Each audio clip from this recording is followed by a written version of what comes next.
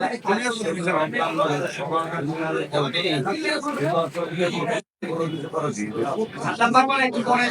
সব বিষয়ে বলেছি, তারপরে আপনি হওয়া দরকার। অধিকাংশ রাজনৈতিক দল সরকার উচিত হবে অবশ্যই রমজানের আগে একটি ভারসাম্যপূর্ণ সিদ্ধান্ত। একজন উপদেষ্টার এপিএস যখন দুর্নীতি করে, এমনি এমনি তো আর কারোর এনআইডি লক হয় না। আমার কি হয়েছে? আপনাদের হয়েছে? সারা দেশের আর কোনো আন্দোলনকারী নেতাদের হয়েছে? কর্মীদের হয়েছে? হয়নি। সেই এপিএস এর কেন হলো? আর আমার প্রশ্ন হলো, এপিএস এত দুর্নীতি করলো, আমাদের মাননীয় উপদেষ্টা আসিফ মাহমুদ তিনি জানতেন না? আমি সরকারের কাছে দাবি রাখতে চাই, যেমনি ভাবে তদন্ত হচ্ছে এপিএস মুয়াজ্জেমকে নিয়ে, ঠিক একইভাবে আসিফ মাহমুদের মন্ত্রণালয়ে সব থেকে বেশি দুর্নীতি গণমাধ্যমে প্রকাশিত হয়েছে, তার বিরুদ্ধে তদন্ত হতে হবে। শুধুমাত্র তিনিই নন, প্রত্যেকটা উপদেষ্টার বিরুদ্ধে তদন্ত হতে হবে।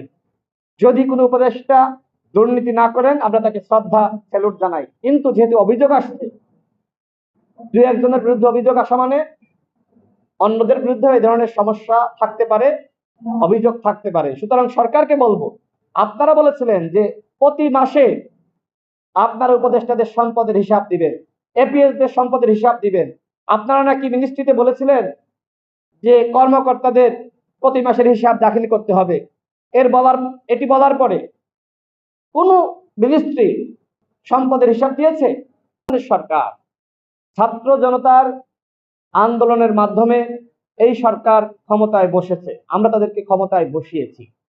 কিন্তু সিদ্ধান্ত নেওয়ার ক্ষেত্রে যদি এককভাবেই সিদ্ধান্ত নেয়, সেটি কি কোনোভাবে গ্রহণযোগ্য হবে? গ্রহণযোগ্য হবে না।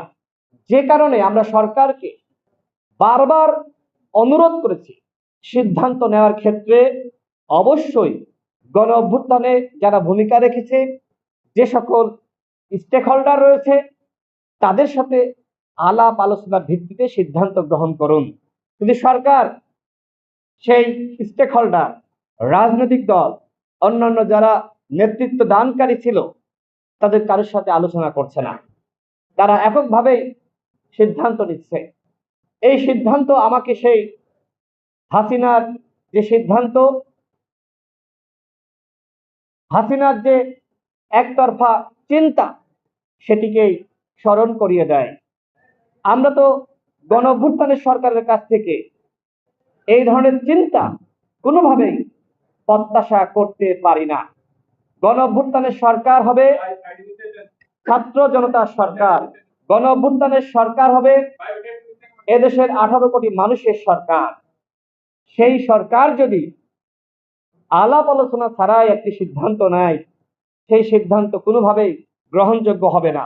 আমি যেটি বলছিলাম যে একটা অনুষ্ঠান আছে, ঠিক আছে,